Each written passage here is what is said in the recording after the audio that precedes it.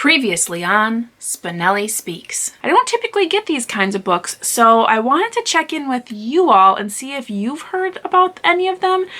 Know you've been a good friend, and that's in the thick and thin, and I know it's never gonna end, 'cause you've been a good friend. Hi everyone, Dani here. Welcome back to my channel, or welcome to my channel. I hope if you are new that you take some time and hit that subscribe button. Today is a weekly vlog, catch up, roundup, Friday reads, something like that. I'm really liking this new vibe I have going for weekly vlogs just because it's always such a weird week, and I don't know if it's because it's the summer and my stepdaughter is home, so I feel really awkward. Like right now, I'm trying not to talk really loud because she is somewhere in the house and she may hear me. If you know me, you know that I'm really squirmy around other people when I film. So this is me. And I've been trying to keep up with weekly vlogs, and I know that this one is late to the party. I hope no one's too upset, but I am getting it out. So the beginning of the week was definitely more jam-packed, like the weekend, and then by the end of the week, it just got away from me.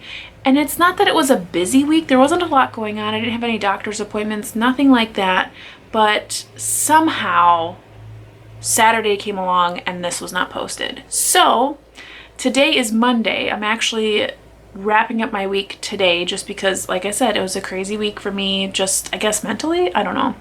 But a lot happened, a lot went down. It was my birthday over the weekend. Actually, the last time you saw me was actually my birthday, but we celebrated it on Saturday.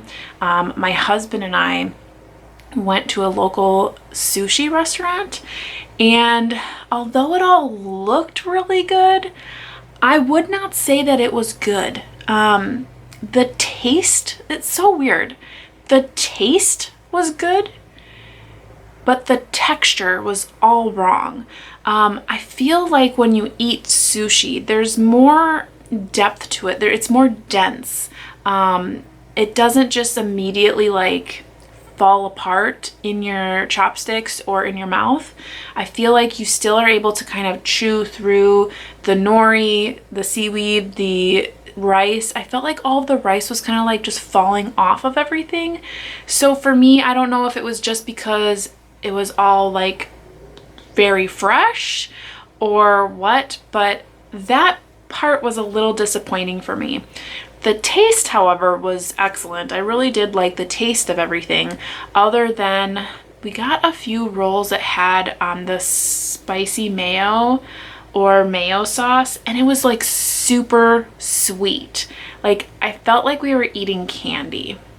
But anywho, oh, speaking of sushi that's like candy, I did order this one roll that's called the monkey roll, and it had a banana in it. I just had to do it because you know me, I love banana bread, so I'm like, oh, banana sushi, let me try it. Very good. So we did have a nice time. We had an after dinner drink afterwards at a local, I guess it's like a bar slash restaurant that we had one of our first dates at. So that was nice. My mom had come to watch baby G, so we had a little bit of time, but realistically we weren't out that long. And then came home, my mom went home, and that was it. That was my birthday. I was lucky enough to get some birthday mail from my bestie Laura. She sent me my favorite tea, which is hilarious because it's Christmas tea, and I can't even tell you how amazing this tea is. Like, it is so good, like so good. And last year I couldn't find it at all, like at all. I could not find it. So she sent me 2 boxes of the Twinings Christmas tea, and I've already had like 4 tea bags of it. It's delicious. Oh, I knew this was gonna happen. Baby G's crying, so I'm gonna have to go and get her and see if I can finish the rest of this in a little bit. I thought by hiding out in her room that maybe she wouldn't know I was gone and take a nice little nap in our room where her crib is, but I guess not. Anywho, so birthday was great. Fantastic. The rest of the week, I've been doing some reading. I've been watching a lot of some shows that I've been pretty addicted to. And by the way, if you see me looking down, it's because Baby G is right here with me. Kind of just looking around, checking things out. So I'm supposed to be reading Rosie Hopkins' Sweet Shop of Dreams with my book club. And I'm not very far in, and it's really her fault. I'm just gonna say it, it's the baby's fault. I can't seem to open this book without her getting annoyed with me somehow. So I think I'm gonna have to switch over to audio to finish it this week because our live discussion is on the 31st, which is this coming Sunday. So yeah, I need to get that done. So you'll see me trying to finish that in the next vlog.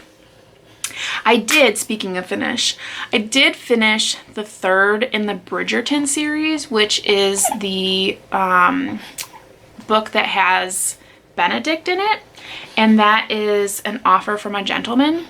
And let me just say, I don't think that you should use the word gentleman because, first of all, I'm sorry, when you ask somebody to be your mistress because she is of lower rank than you, I don't think that's gentlemanly like.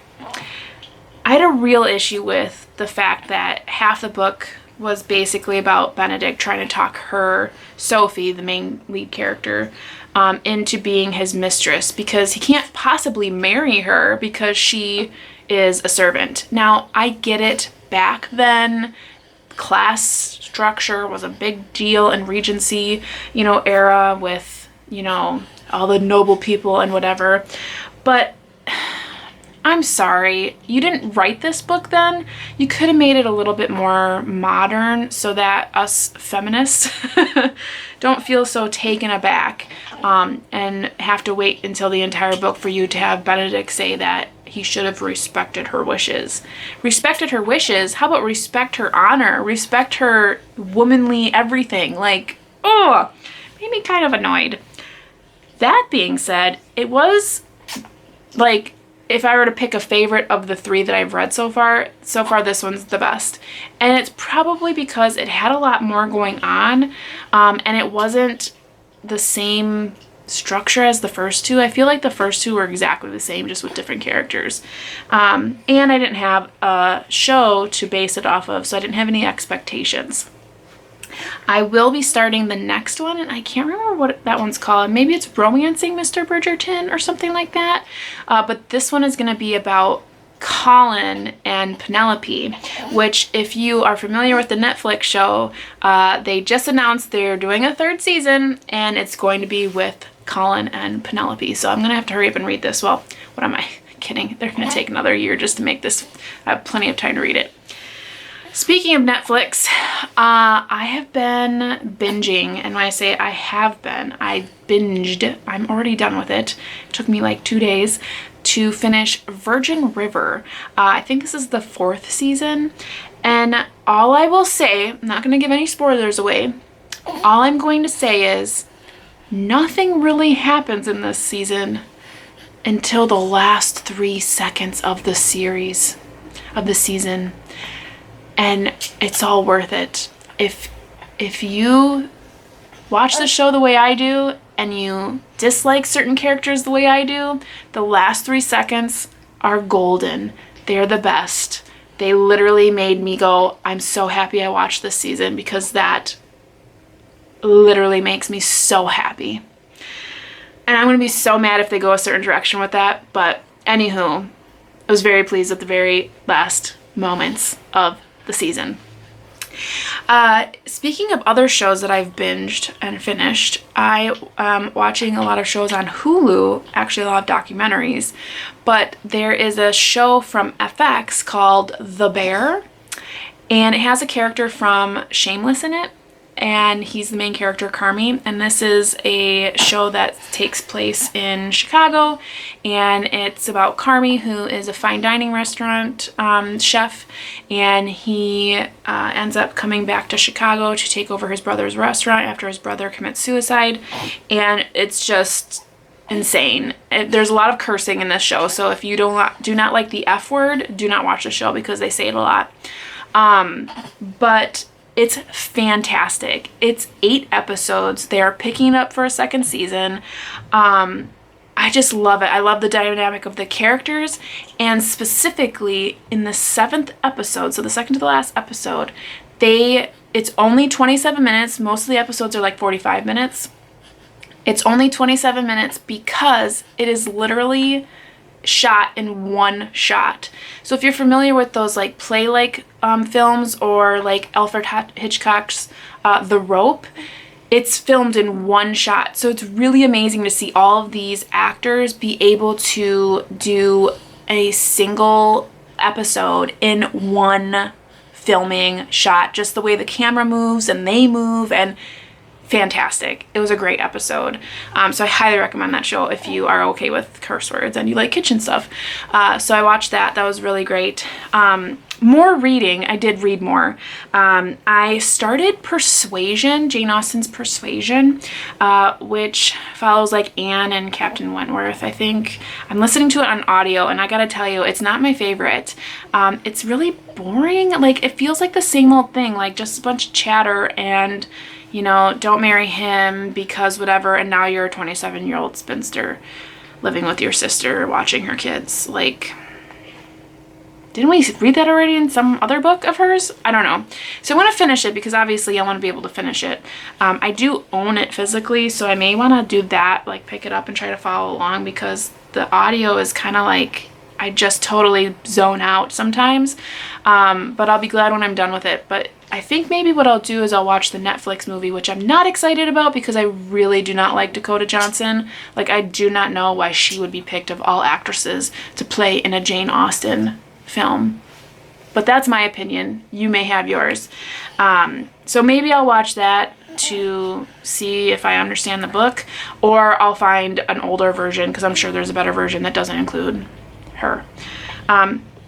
In other Jane Austen news, I am still looking through Jane Was Here. This is an illustrated guide to Jane Austen's England, and this is really cool. Lots of illustrations, but it goes over like places she's been, and then like everything that kind of goes along with it, and it gives a little bit of a reading of like what the place is, why she would have been there. I really love it. This is actually, it's funny that I opened up to this because this is exactly where I'm at in the book. But what I really loved is like there's timelines in here, and then there's actually like all of her siblings, like her family, and like what happened to them when they pass, all that kind of thing. And this just a short little blurb there. So I mean, the end papers are just beautiful. This book is so amazing. My mom actually found this, I think, at a rummage sale. I mean, it's in perfect condition. I freaking love this. I am so excited to have this, to own this book. So I'll be finishing this as well. Like I said, I think I'm a quarter of the way through, but it's really a fast read. It's more or less just how long it takes you to peruse all of the illustrations, which for me, I do that a lot. I have been reading to Baby G, so we have our big book of beginner, the big blue book of beginner books. So it's a bunch of different stories inside, and let me tell you, these are dated. Sometimes I'm reading this and I'm like, what? And even so, I'm like, I have never seen this story before, but this is what we're reading, and she seems to like it. So, and then I thought I would just update you if you watched my latest video, the ARC video, where I had some ARCs that I also got from my mom, who she received from a local librarian. I am going to start with the Hallelujah book. So this is What We Found in Hallelujah by Vanessa Miller. It just sounded the most interesting, so I think I'm going to pick this one up in August. I'll probably take this one to the hospital with me when I go for Baby G's surgery. Other than that, taken some nice long walks with Baby G and Dwight. When it wasn't hot, it was super humid the rest of the week. We actually have windows open right now, which is really nice. Editing Dani here. Wow, the end of that video got super like chipmunky because my phone was ringing, the baby was getting fussy like she is right now, and my phone or my camera was dying. So I do apologize that it got really crazy at the end there. But what I was trying to say is the week was pretty chill. Like I said, Dwight and I and the baby went on a walk, which was really fantastic. It was a beautiful day before it got super crazy. I bought this new little like kicking thing from Fisher Price for baby G because she is like really moving her legs a lot. So yeah, lots of good chill things happening, but just really hard for me to film. Like clearly very hard for me to film. So I'm getting my life together, I promise. If you can see over here, that is from our garden, some little roses. So man, she is really fighting a nap. So thanks. Editor Dani out. I hope you're all reading something great, taking care, and staying safe. Until then, happy reading. Bye.